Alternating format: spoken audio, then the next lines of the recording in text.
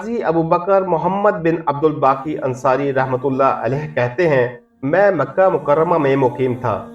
ایک دن مجھے سخت بھوک لگی۔ مجھے کوئی ایسی چیز نہ مل سکی جس سے میں اپنی شدید بھوک مٹا سکوں۔ اس دوران مجھے ریشم کی ایک تھیلی گری ہوئی ملی۔ اس کا منہ بھی ریشمی دھاگے سے بندھا ہوا تھا۔ میں نے وہ تھیلی لی اور سیدھا اپنے گھر آ گیا۔ جب تھیلی کھولی تو اس کے اندر موتیوں کا ایک نہایت خوبصورت ہار تھا۔ اس سے پہلے میں نے اپنی زندگی میں کبھی اتنا خوبصورت ہار نہیں دیکھا تھا۔ تھیلی کو گھر میں رکھا اور باہر نکلا تو دیکھا ایک بوڑھا شخص 500 دینار ہاتھوں میں لیے اعلان کر رہا ہے، میری ریشمی تھیلی گم ہو گئی ہے، میری ریشمی تھیلی گم ہو گئی ہے جس میں موتیوں کا ہار ہے۔ جو شخص اسے واپس کرے گا یہ 500 دینار اسے بطور انعام دوں گا۔ میں نے اس کا اعلان سن کر دل میں کہا، میں ضرورت مند ہوں، فاقہ کشی بھی ہے، مگر یہ ہار میرا نہیں ہے، نہ ہی اس پر میرا کوئی حق ہے۔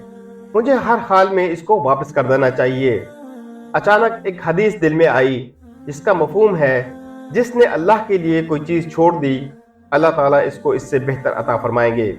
اس حدیث کو یاد کرنے کے بعد میں نے اپنے عزائم کو اور پختہ کیا اور گھر جا کر وہ تھیلی لا دی۔ بوڑھے نے مجھے اس کی علامت، اس کے پھندنے کی علامت اور اس کے اندر ہار میں موتیوں کی لڑیوں کی تعداد بتائی، نیز جس دھاگے سے تھیلی بندھی ہوئی تھی اس کی علامت بھی بتا دی۔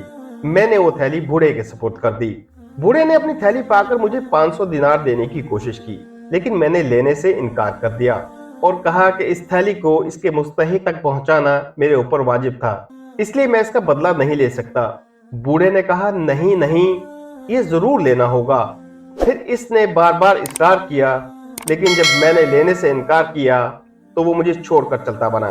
میرے پاس کوئی ذریعہ معاش نہیں تھا جس سے میں اپنی زندگی گزارتا۔ میں نے ذریعہ معاش کی تلاش میں مکہ مکرمہ سے رخت سفر باندھا اور سمندر کے راستے پر روانہ ہو گیا۔ اتفاق سے میری کشتی ٹوٹ گئی اور لوگ ڈوب گئے۔ کشتی میں جو کچھ ساز و سامان تھا وہ بھی سمندر کی نظر ہو گیا۔ اتفاقاً کشتی کا ایک تختہ میرے ہاتھ میں آ گیا۔ میں اس پر بیٹھ گیا۔ نہ جانے کب تک سمندر کے تھپیڑوں سے دوچار ہوتا ہوا دور تک چلا گیا۔ مجھے کچھ معلوم نہ تھا کہ میں کہاں جا رہا ہوں اور میری منزل کدھر ہے۔ سمندر کے تھپیڑوں نے مجھے ایک ایسے جزیرے پر لا ڈالا جہاں کچھ لوگ آباد تھے۔ میں جزیرے کے اندر داخل ہوا اور وہاں جا کر ایک مسجد میں پناہ لی۔ میں مسجد میں بیٹھ کر قرآن کریم کی تلاوت کر رہا تھا۔ جزیرے کے لوگوں نے میری قرأت سنی تو بہت خوش ہوئے۔ میرے پاس اکٹھے ہو کر آئے اور کہنے لگے، ہمیں اور ہمارے بچوں کو بھی قرآن سکھا دیں۔ چنانچہ میں نے ان کو قرآن پاک کی تعلیم دینے لگا۔ انہوں نے میری کافی خاطر مدارت کی۔ ایک دن میری نگاہ قرآن کریم کے چند اوراق کی طرف پڑی تو میں انہیں لے کر لکھنے لگا۔ لوگوں نے پوچھا، کیا آپ کو لکھنا بھی آتا ہے؟ میں نے جواب دیا، ہاں۔ ان لوگوں نے مجھ سے درخواست کی کہ ہمارے بچوں کو لکھنا پڑھنا سکھا دیں۔ اس کے بعد وہ لوگ اپنے بچوں اور نوجوانوں کو میری خدمت میں بھیجنے لگے اور میں انہیں لکھنے پڑھنے کی تعلیم دینے لگا۔ اس کی وجہ سے مجھے بہت سا مال بھی حاصل ہو گیا اور گاؤں میں میری خاصی اہمیت بھی ہو گئی۔ چند دنوں کے بعد ان لوگوں نے مجھ سے کہا، ہمارے ہاں ایک یتیم لڑکی ہے، نیک سیرت اور خوبصورت ہے، اس کے پاس ورثے میں کچھ دولت بھی آئی ہے، ہم چاہتے ہیں کہ اس کی شادی تمہارے سے کر دیں۔ لیکن میں نے شادی کرنے سے انکار کر دیا۔ ان لوگوں نے کہا، نہیں نہیں، ہم تمہاری شادی اس کے ساتھ کریں گے۔ پھر انہوں نے مجھے مجبور کر دیا، بس میں نے کچھ دیر کے بعد ہاں کر دی۔ شادی کے بعد جب میری بیوی سامنے آئی تو میں نے دیکھا کہ بالکل وہی موتیوں کا ہار اس کے گلے کی زینت بنا ہوا ہے جس کو میں نے مکہ مکرمہ میں پایا تھا۔ میں ٹکٹکی باندھ کر اس ہار کو دیکھنے لگا۔ لوگوں نے مجھ سے کہا، بھائی تم اس یتیم لڑکی کی طرف سے نگاہ پھیر کر اس ہار کی طرف دیکھ رہے ہو، تم نے تو اس یتیم کا دل ہی توڑ دیا۔ میں نے ان لوگوں کو ہار کا قصہ تفصیل سے بتایا۔